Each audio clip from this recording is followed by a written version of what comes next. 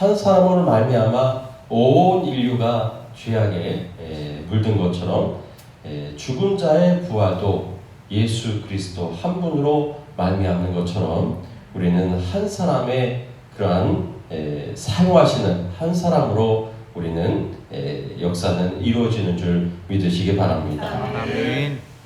또 전도서 10장 1절에 보면은 죽은 파리들이 향기름을 악취가 나게 만드는 것 같이 적은 우매가 지혜와 존귀를 단초하게 만드느니라 라고 말씀하고 있습니다. 또 다른 번역에 보면은 파리 한 마리가 빠져 죽으면 향수 한 병을 버리게 된다라고 이렇게 또 번역이 되어 있습니다.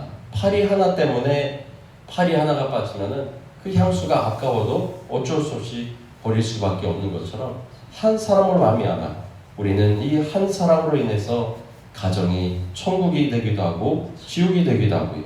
한 사람으로 인해서 교회가 부흥하기도 하고 또 시련을 겪기도 하고 한 사람으로 인해서 나라가 빛나기도 하고 또 좌초하기도 합니다. 한 사람으로 인해 온 인류가 넘어지고 한 사람으로 인해 구원의 길이 펼쳐지는 것입니다. 아멘. 하나는 그냥 하나가 아니라 하나님의 중요한 계획 안에 있음을 믿으시기 바랍니다. 아멘. 그래서 이렇게 기도했으면 좋겠어요. 주님, 나 한 사람이라도 바로 서게 하여 주옵소서. 아멘. 나 한 사람이라도 세상의 것과 구별되고 주님만 바라보게 하소서. 아멘. 나 한 사람이라도 눈을 들어 오직 하나님을 예비하며 섬기게 하소서. 아멘. 나 한 사람이라도 십자가를 지고 가게 하소서. 아멘. 우리가 그 한 사람이 되시기를 주님으로 축원합니다. 아멘. 오늘 본문의 11절의 말씀을 보면은 예수께서 예루살렘으로 가실 때 사마리아와 갈릴리 사이로 지나가셨다 말씀하고 있습니다. 예루살렘을 가셨다고 하는 것은 무엇을 의미하느냐? 이 예루살렘으로 가시는 길은 고난의 길이었습니다.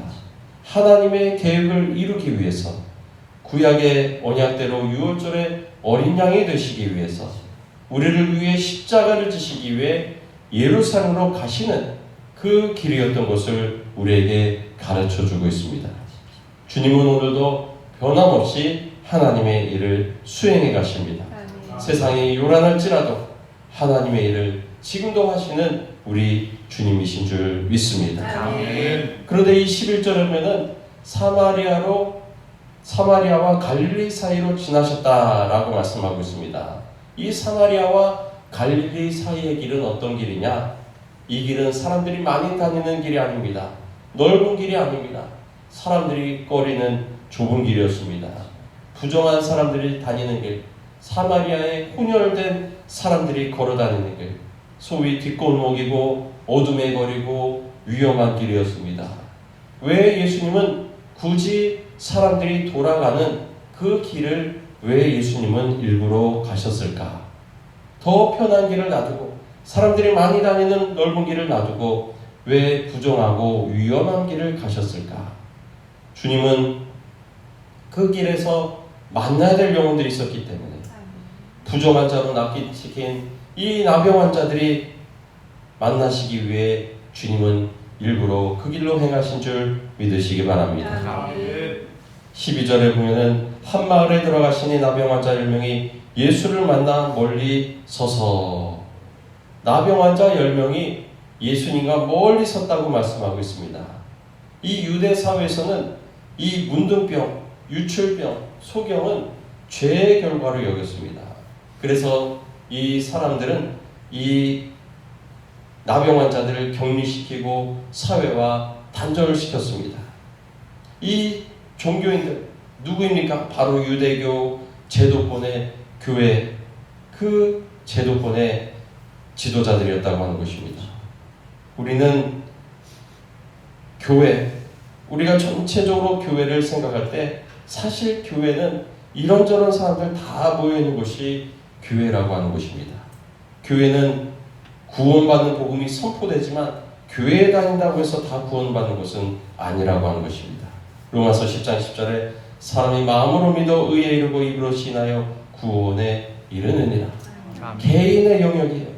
따라서 교회 전체를 놓고 보면은 교회는 흰색이 아니에요. 흰색이라기보다는 군데군데 검정색과 흰색이 섞여 있는 회색이라고 말할 수 있어요. 그래서 사람들은 왜 교회가 희지 않느냐라고 비난하기도 합니다. 그러나 성경은 교회는 어디 곳이냐? 믿지 않은 자들이 와서 구원하는 곳이 교회인 줄 믿으시기 바랍니다. 아멘. 그래서 아직 구원받지 못한 자도 있고 행실이 부족한 자도 있고 실수하는 자도 있고 예수님 당시에 교회의 역할을 했던 성전과 회당도 마찬가지였습니다. 예수님을 알아보지 못하고 인정하지 않고 영접하지 않고 흰색보다는 검정색이 더 많았다고도 할 수 있습니다. 그래서 예수님을 알아보지 못하고 예수님을 십자가에 못 박았던 것입니다.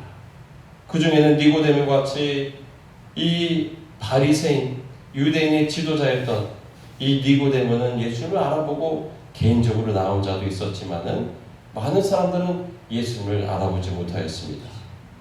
하지만 예수님께서는 그들을 향해 이 부정한 위험한 길을 뚫고 찾아가셨다고 하는 것입니다. 영적인 나병 환자들은 지금도 우리 주변에 많습니다. 예수님은 이러한 죄인들을 찾아서 이러한 나병 환자들을 찾아서 저 높은 보좌를 버리시고 낮고 천한 이곳에 오셨던 것입니다. 아멘. 왜 예수님은 미신과 우상이 들끓었던 이 한반도에 복음을 전하기 위해 선교사를 보내셨습니까? 왜 저 유대 지역에서 유럽과 아메리카와 또 한국의 천안까지 왜 예수님은 오셨습니까? 죄와 욕심으로 인해 단절되고 격리된 나를 찾아 구원하기 위해 오신 줄 믿으시기 바랍니다. 아멘. 하늘의 것을 바라보지 못하고 어두운 가운데 있는 나를 살리시기 위하여 주님은 오셨습니다. 아멘. 주님은 죽어가는 영혼이 있는 곳에 어디든지 가십니다. 아멘. 지금도 영혼이 있는 곳은 주님은 어디든지 찾아가시는 줄 믿으시기 바랍니다. 아멘.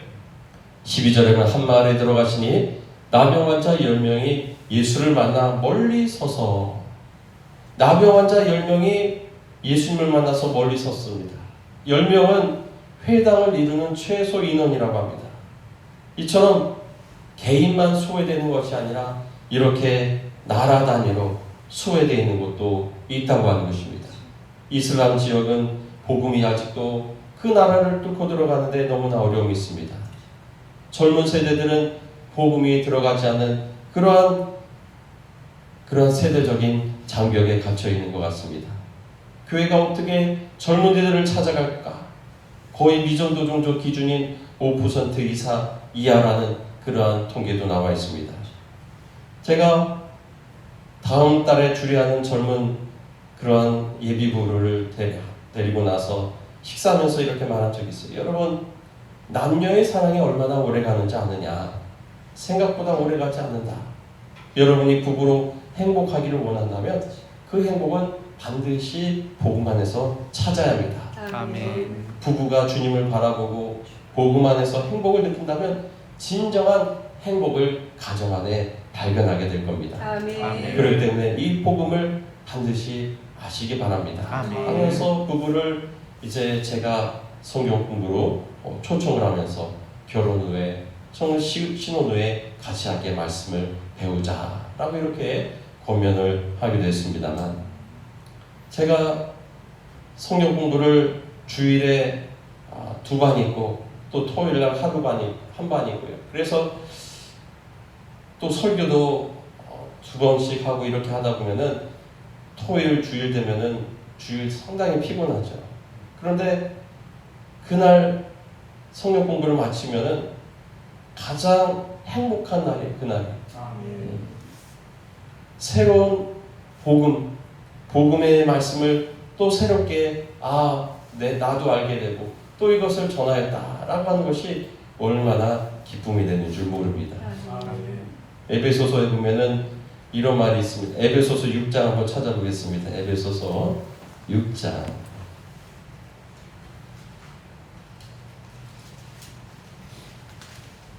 에베소서 6장 19절의 말씀, 에베소서 6장 19절의 말씀을 함께 6장 19절 읽겠습니다. 또 나를 위하여 구할 것은 내게 말씀을 주사 나로 입을 열어 복음의 비밀을 담대히 알리게 하옵소서 할 것이니. 아멘. 사도 바울이 에베소 교회를 향해서 나를 위해 기도해달라 라고 하면서 그 기도 제목을 뭐라고 했냐면, 내게 말씀을 주사 나로 입을 열어 복음의 비밀을 담대히 알리게 하옵소서 라고 기도해달라고 부탁을 하게 됩니다. 사도 바울과 같은 사람이 복음을 모를 수 있습니까? 복음을 너무나도 잘합니다.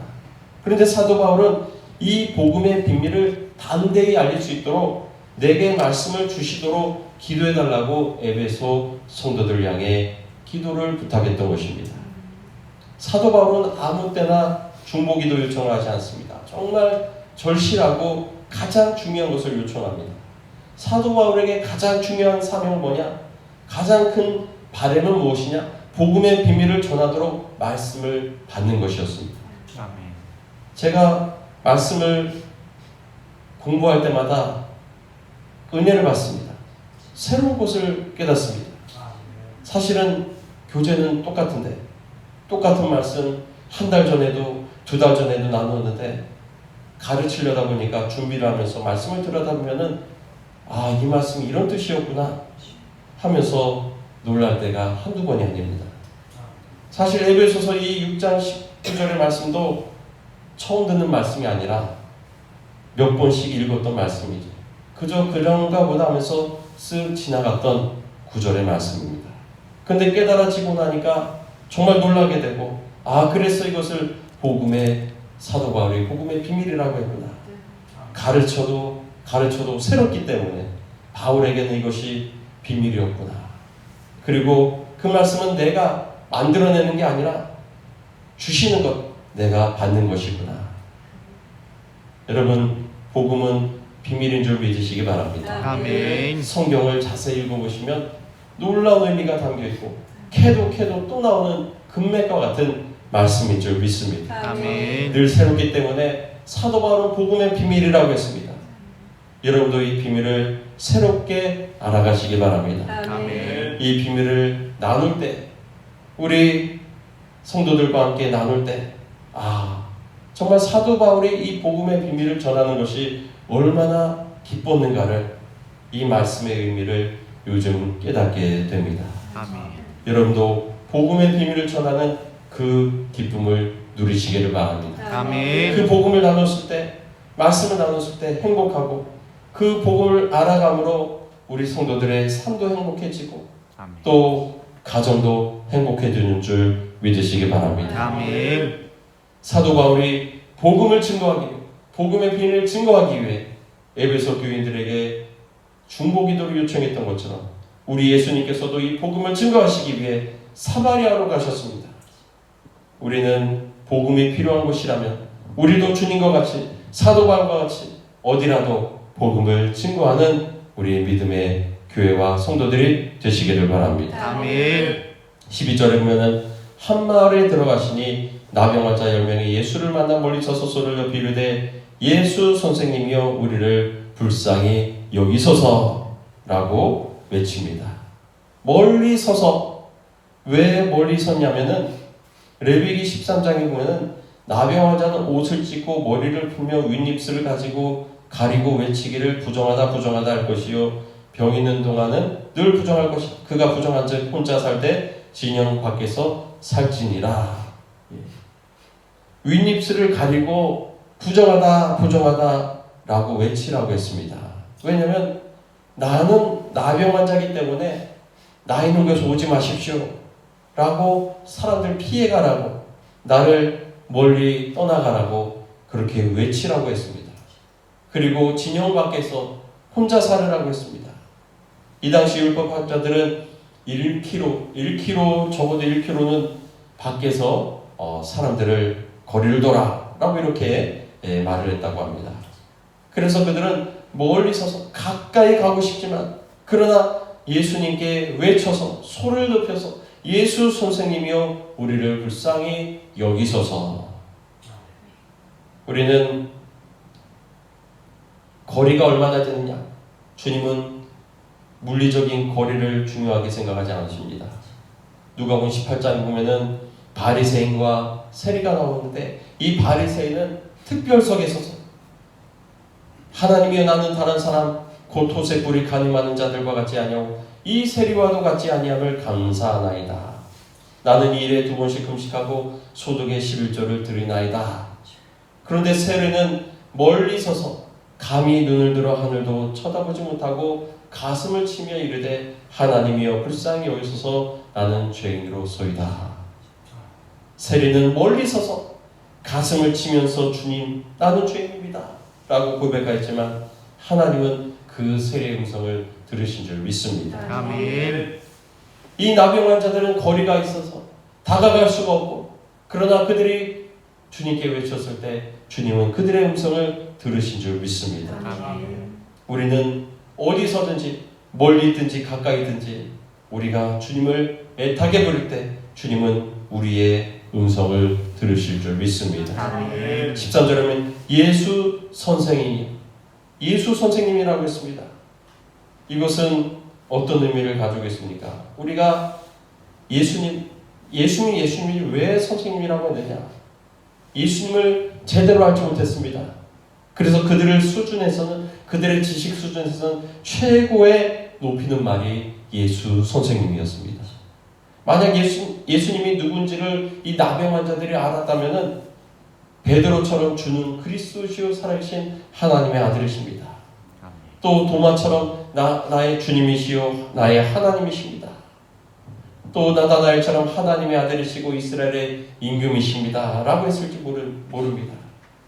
그러나 이것은 그들의 지식에서는 가장 극존칭에 가까운 말이었습니다. 그리고 16절에 가서는 이 나병 환자가 예수님을 찾아와서 발 아래 엎드려 감사했던 것입니다. 예수님의 발 아래 엎드려 감사했다.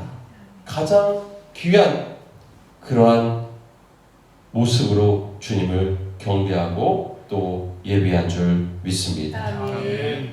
이러한 문둥병자들에게 예수님께서는 최고로 응답해 주셨습니다. 14절을 보면은 보시고 이르시되 가서 제사장들에게 너희 몸을 보이라 하셨더니 그들이 가다가 깨끗함을 받은지라. 아멘. 제사장에게 몸을 보이라. 왜냐하면 제사장이 오케이를 해야지 이들이 가정으로 돌아갈 수 있고 이들이 사회로 돌아갈 수 있고 이들이 일상으로 돌아갈 수가 있었습니다. 그렇기 때문에 제사장에게로 가는 길이 바로 문이라고 하는 것입니다. 예수님은 우리의 문이 되시는 줄 믿습니다. 아멘. 우리는 죄의 나병을 가진 사람들, 우리가 예수 그리스도를 신하는 제사장을 거쳐야만 우리도 하나님께로 나가는 줄 믿으시기 바랍니다. 아멘. 우리가 회복이 되면 어떻게 됩니까? 우리는 아무리 예쁘고 잘생겨도 죄가 있으면 온전한 모습이 아닙니다.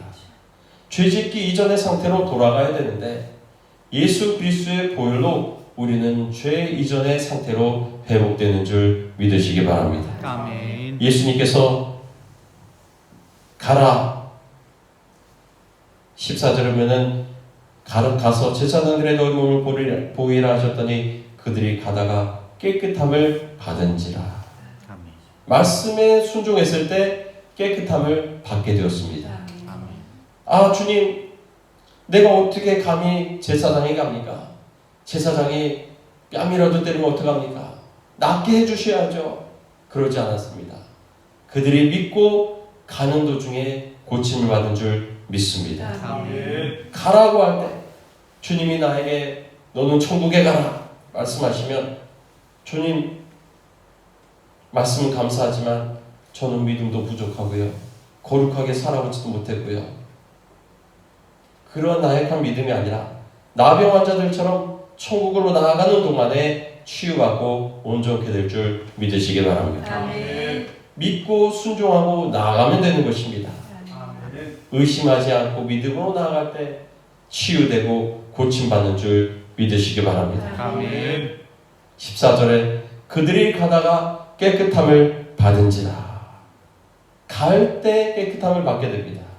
나아갈 때, 발을 뗄 때 그들이 아멘 하고 순종했지만 실제로 어떻게 감히 제사장한테 갈 수 있어?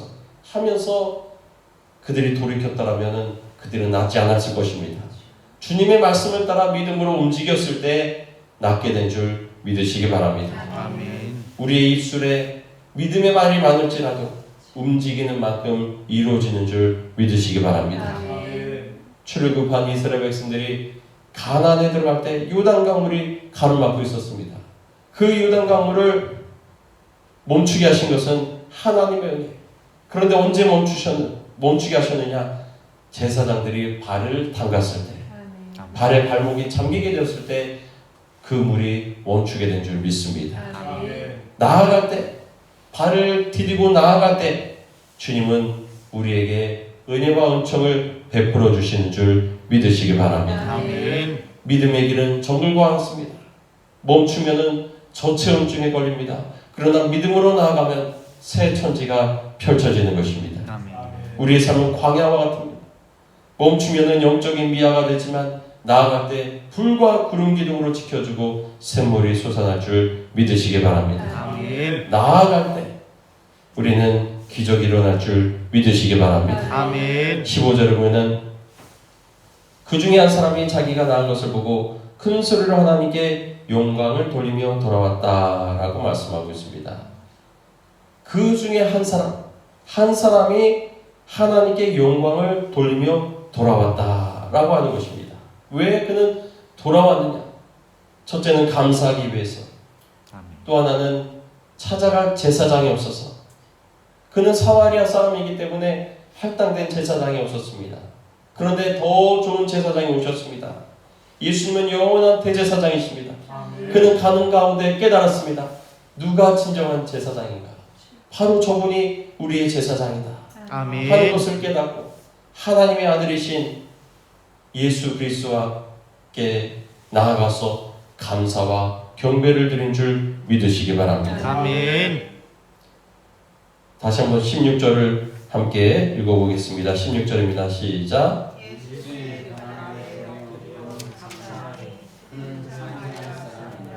아멘. 예수의 발 아래 엎드렸다. 엎드렸다는 표현은 원문에 보면은 아주 철포덕 넙죽 엎드리는 것을 의미합니다. 나병이 나았다는 것이 얼마나 감사합니까? 그리고 그것을 낫게 하신 분이 누구신지를 깨달았을 때 그는 철포덕 예수님 앞에 엎드렸던 것입니다. 자신의 전부를 드리겠다는 그러한 고백이기도 합니다. 우리가 은혜를 깨달을 때 주님 앞에 엎드려 감사드리시기를 바랍니다. 아멘.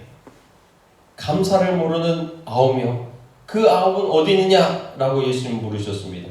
이 사마리아 사람 외에는 돌아온 자가 없느냐라고 17절에 말씀을 하셨습니다. 10사람이 다 깨끗함을 받지 않느냐? 그 9은 어디 있느냐? 이방인 외에는 하나님께 영광을 돌리러 온 자가 없느냐? 나병으로 있다가 그대로 고침을 받았지만 그들은 주님께로 돌아오지 않았다고 하는 것입니다. 예수님은 주님의 사람들을 찾으십니다. 새롭게 된 사람들을 찾으십니다.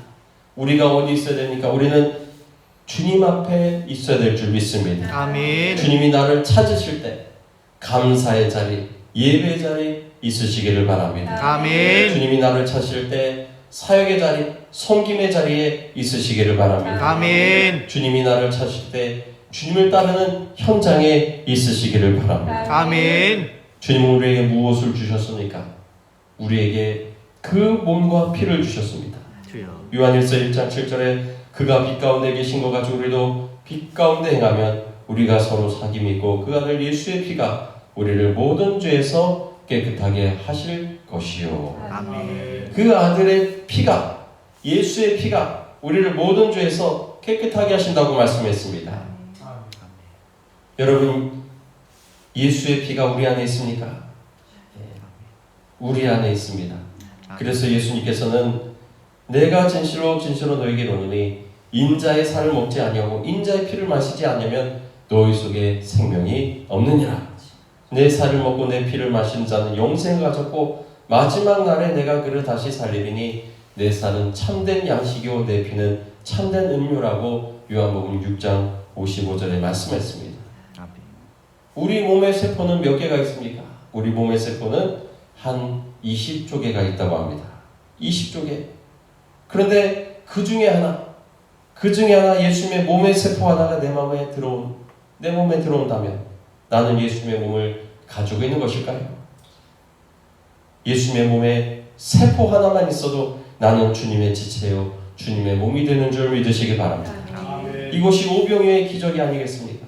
조금만 떼어도 배부르게 되는 것이 나는 주님의 몸이기 때문에 주님의 몸이 내 안에 오셔서 나와 하나가 되셔서 주님의 부활의 날에 나도 부활할 줄 믿으시기 바랍니다. 아멘. 내 안에 있는 주님의 몸 때문에 내 안에 있는 주님의 보혈 때문에 어쩔 수 없이 우리도 부활에 참여하는 줄 믿으시기 바랍니다. 아멘. 그때는 나병과 같았던 죄가 떨어져 나가고 온전한 몸으로서 주님을 만나게 될 줄 믿으시기 바랍니다. 아멘. 주님이 죽으실 때 양옆에 행악자, 예전 성경에는 강도가 있었습니다. 한 사람은 예수님을 비난했습니다. 내가 그리스도가 아니냐? 너와 우리를 구원하라. 그런데 맞은편에 있는 한 사람은 그 사람을 꾸짖습니다. 내가 동일한 정죄를 받고서도 하나님을 두려워하지 아니하느냐? 우리는 우리가 행한 일에 상당한 보응을 받는 것이니 이에 당연하거니와 이 사람이 행한 것은 옳지 않은 것이 없느니라. 그때 예수님께서는 이 행악자에게 이 행악자가 예수여 당신 나라에 임하실 때 나를 기억하소서. 내가 진실로 내게 이르노니 오늘 내가 나와 함께 낙원에 있으리라. 사도행전 2장 21절에 주의 이름을 부르는 자는 구원을 얻으리라. 아멘. 주의 이름을 부르는 자는 한 강도는 예수님의 이름을 불렀습니다. 누구인지를 알아보았습니다. 누군지를 알아본다면 그 사람은 자기의 삶을 드리고 순종할 사람인 것입니다. 예수님의 이름을 부를 때 구원을 받으리라. 이 나병 환자는 예수님 앞에 철퍼덕 엎드렸습니다. 나의 삶을 드리겠습니다. 당신은 하나님의 아들이십니다.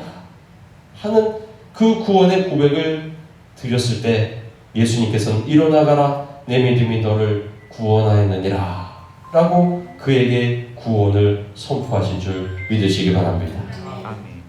우리는 제대로 고백을 해야 됩니다. 예수님이 누구시냐? 마가복음 1장 23절에 보면 귀신 들린 사람이 이 귀신이 예수님을 알아보고는 이렇게 말합니다. 나사렛 예수여 우리가 당신과 무슨 상관이 있나이까? 우리를 멸하러 왔나이까? 나는 당신이 누구인 줄 아노니 하나님의 거룩한 자니이다. 하나님의 거룩한 자라고 하는 것을 이 더러운 귀신은 알고 있었습니다. 누군지를 알고 누군지를 고백했습니다. 그런데 문제는 그 삶을 드리지 않았다고 하는 것입니다. 내가 당신과 무슨 상관이 있나이까? 나는 당신과 상관없기를 원합니다. 우리가 삶을 드릴 때 우리는 주님과 상관 있는 인생이 되는 줄 믿으시기 바랍니다. 아멘. 베드로가 예수님이 그 발을 씻기려고 하셨을 때 주님 내 발을 씻겨주지 마세요. 내가 이 발을 씻기자면 내가 너와 상관이 없느니라고 말씀하셨습니다. 주님은 오늘도 우리의 발을 씻어주십니다. 아멘. 우리와 상관 있는 인생, 우리가 아멘. 주님께 드릴 수 있는 것은 주님이 받으시면 우리는 상관 있는 인생이 되고 아멘. 주님과 함께하는 줄 믿으시기 바랍니다. 아멘. 주님이 우리의 감사와 우리의 기쁨을 받으시는 그러한 이번 감사절이 되시기를 주님으로 축원합니다. 아멘. 우리는 정말 나병 환자 그리고 감사할 줄 모르는 그런 죄의 결과로 인하여서 왜곡된 인생을 살았지만 우리가 이제 나를 구원하신 주님께 진정한 감사를 드린다면 주님은 우리의 고백을 받으시고 우리에게 더 큰 은혜와 복을 주실 줄 믿으시기 바랍니다. 스펄전 목사님은 반딧불에 감사하라 촛불을 주실 것이다. 촛불에 감사해라 전등불을 주실 것이다. 전등불에 감사하라 태양을 주실 것이다. 태양에 감사해라 온 세상의 태양이신 그리스도의 빛을 주신다고 그는 고백했습니다. 오늘 우리의 삶 가운데 정말 나를 구원의 길로 인도하신 하나님께 감사의 고백을 드리고 또 정말 이 나병 환자같이 주님 앞에 엎드려 주님 나의 삶을 드리겠습니다 고백할 수 있는 우리의 삶을 받으시는 주님과 함께 교제하며 교통하는 복된 삶을 살아가시기를 주님의 이름으로 축원합니다. 아멘.